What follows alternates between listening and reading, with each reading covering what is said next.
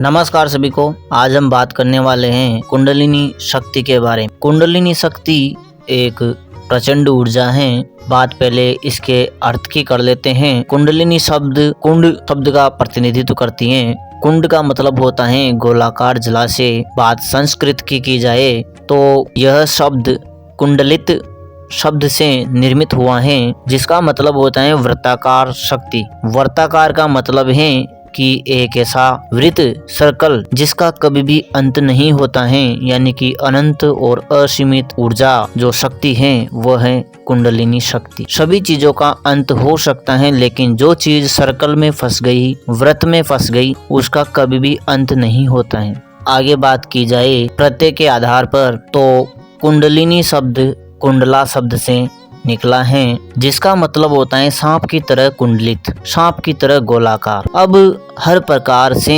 समझाने की कोशिश हमारे संतों ने की है, ऋषियों ने की है कि जो ये कुंडलिनी शक्ति है उसका संबंध उन्होंने सांप से जोड़ा है, ताकि व्यक्ति को थोड़ा बहुत तो समझ में आए। क्योंकि लिखी हुई चीज समाप्त हो सकती हैं, लेकिन पत्थरों पर, दीवारों पर, कहीं पर बनाई गई चीजें, अधिकतर चित्रात्मक बातें ज्यादा लंबे समय तक चलती हैं। क्योंकि अगर ज्ञान भी किसी को दिया जाए तो समय के साथ परिवर्तित हो जाता है व्यक्ति की बुद्धि के अनुसार, लेकिन अगर उसी चीज को चित्रों के माध्यम से समझाया जाए तो काफी लंबे समय तक वह चल जाती हैं, यानी कि बहुत कम संभावना रहती है उसके समाप्त होने की। तो बात करते हैं हम कुंडलिनी शक्ति की। यह ऊर्जा शक्ति बड़ी प्रचंड ऊर्जा है। इस ऊर्जा को जागृत करने की कोई आवश्यकता नहीं है, ये पहले से जागृत ऊर्जा है, अनंत और असीमित ऊर्जा है। लेकिन कुंडलिनी जागरण कहा जाता है, उसका मतलब है कि जो ये कुंडलिनी है,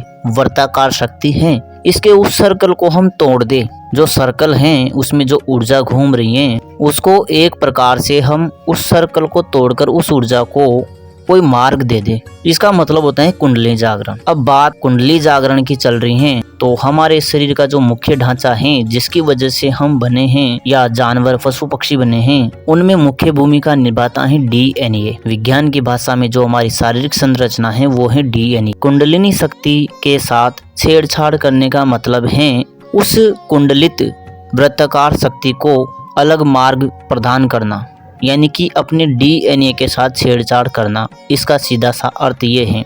इस ऊर्जा शक्ति का संबंध सांप से जोड़ा जाता है, जिसका मतलब है कि खतरा। अब जब खतरा है तो फिर कुंडलिनी जागरण की बातें क्यों की गई है कि कुंडलिनी जागरण करना चाहिए, व्यक्ति के पास अथाह क्षमता, अथाह शक्ति आ जाती। तो वो इसीलिए कही गई है कि देखो, सांप को पकड़ने वाला अगर व्यक्ति समझदार है, उसे सांप पकड़ना आता है, वह उस कार्य में पारंगत है, तो अगर हम उस व्यक्ति के साथ चलते हैं तो जैसे ही खतरा महसूस होता है वो सांप पकड़ने वाला व्यक्ति उस सांप को पकड़ लेता है। यानी कि अगर इसी बात को हम विज्ञान के आधार पर समझे तो हम किसी सांप से खेल रहे हैं और अगर उसने गलती से काट लिया तो उसका उपचार है कि हम उसी समय तुरंत किसी डॉक्टर से मिले, तभी वह उस सांप के असर को बेअसर कर सकता है। ये है विज्ञान के आधार पर नियम। अब आध्यात्म में समझे तो सीधी सी बात है कि जब व्यक्ति कुंडलिनी जागरण करने लगता है तो अगर बीच में उससे कुछ गलती हो जाए, यानी कि सांप काट ले या गलती हो जाए आध्यात्मिक क्षेत्र के आधार पर समझे जाए, तो उस गलती को केवल गुरु ही संभाल सकता है, उसको सही कर सकता है। भौतिक आधार पर डॉक्टर,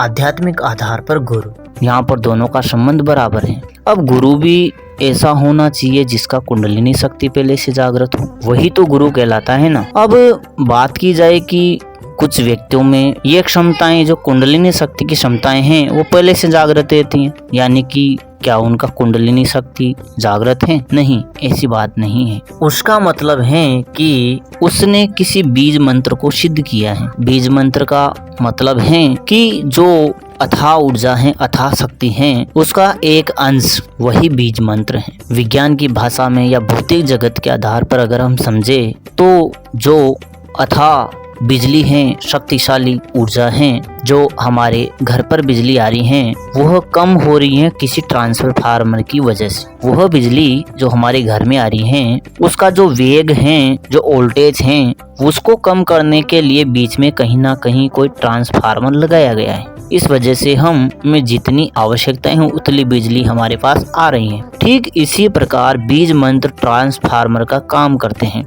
यानी कि पूरी ऊर्जा को हमारे पास न लाकर हमें जितनी आवश्यकता है उसी के अनुसार वह ऊर्जा हमें देता है, उसकी जितनी क्षमता है उसके अनुसार हमें देता है। इसीलिए प्रत्येक बीज मंत्र की भी अलग अलग क्षमता है। कौन सा बीज मंत्र कितनी ऊर्जा संभाल सकता है ये उस पर निर्धारित करता है बीज मंत्र की शक्ति पर। अगर एक ही बीज मंत्र सभी शक्तियों को नियंत्रित कर देता तो अलग अलग बीज मंत्र बनाने की आवश्यकता नहीं थी, क्योंकि अगर किसी को 240 वोल्टेज ही बिजली चाहिए तो उसको छोटा ट्रांसफार्मर लगाना पड़ेगा, अगर ज्यादा बिजली चाहिए तो बड़ा लगाना पड़ेगा। ठीक इसी प्रकार अगर किसी को किसी विशेष शक्ति की आवश्यकता है तो वह कुंडलिनी शक्ति से एक अंश प्राप्त कर सकता है। एक प्रकार से पूरे डीएनए को बदलने की जो क्षमताएं हैं वह कुंडलिनी जागरण में है, क्योंकि कुंडलिनी जागरण होने के बाद व्यक्ति जो अपना शारीरिक ढांचा है उसको भी बदल सकता है, परिवर्तित कर सकता है, पंच तत्वों से भी परे निकल सकता है, उनसे प्रभावित हुए बिना वह समय और स्थान से परे निकल जाता है। यानी कि जो समय और स्थान है वो हमारे शरीर के लिए है, बॉडी के लिए है, पंच तत्व भी हमारे बॉडी के लिए हैं। जो कुंडलिनी शक्ति है वह अथाह ऊर्जा है, उसके लिए ये सब चीजें मायने नहीं रखती। अब बात की जाए इस कुंडलिनी जागरण के तरीकों की तो इसके 3 तरीके हैं। साधारण रूप से देखा जाए तो एक एक शक्ति के लिए, किसी विशेष शक्ति की प्राप्ति के लिए किसी बीज मंत्र का सहारा लिया जाता है, ताकि जितनी भी शक्ति आ रही है वो सब इसी कुंडलिनी शक्ति से आए। यानी कि जितने भी मंत्र हैं, बीज मंत्र हैं, वह उस कुंडलिनी शक्ति में से थोड़ा सा अंश हमें प्रदान करते हैं। लेकिन कुंडलिनी शक्ति को जागृत करने का मतलब है कि हमें थोड़ा सा अंश नहीं चाहिए, हमें वह पूरी ऊर्जा ही चाहिए जो मूल आधार है सभी ऊर्जाओं का। आध्यात्म की भाषा में समझा जाए तो कुंडलिनी शक्ति का मंत्र ओम है। यही वह मंत्र है जो पूरी ऊर्जा को अपने भीतर समाहित कर सकता है। और बीज मंत्र का मतलब है थोड़ी सी ऊर्जा, थोड़ी सी क्षमता उसके भीतर समाहित रहती है। और सभी बीज मंत्रों का जो मूल आधार है वह ओम है, ओमकार है। यही कुंडलिनी शक्ति है। यह कुंडलिनी शक्ति 3 तरीकों से जागृत की जा सकती है, इसके अलावा छोटा कोई तरीका नहीं है।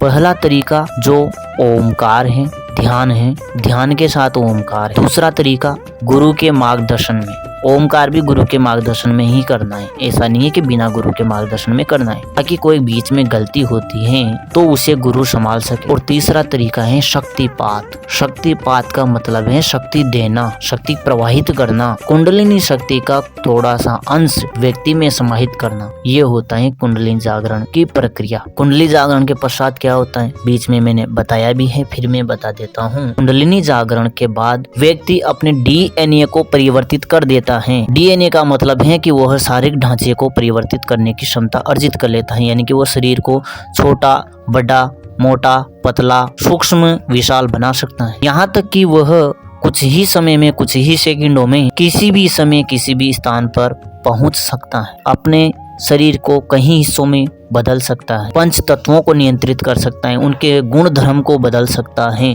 अग्नि का गुण है तपस, लेकिन उसको शीतल बना सकता है। जल का गुण है शीतल, लेकिन उसको तपस बना सकता है। कड़वी वस्तु को मीठी बना सकता है, तीखी बना सकता है। उसका जो मूल गुण है उसको परिवर्तित कर सकता है। ये उसमें परिवर्तन की क्षमता आ जाती है। इसको बोलते हैं कुंडलिनी जागरण। आशा करता हूँ आपको समझ में आया होगा। अगर फिर भी कुछ रह जाता है तो आप हमें जरूर बताएं। नमः शिवाय, नमः श्री कालिके।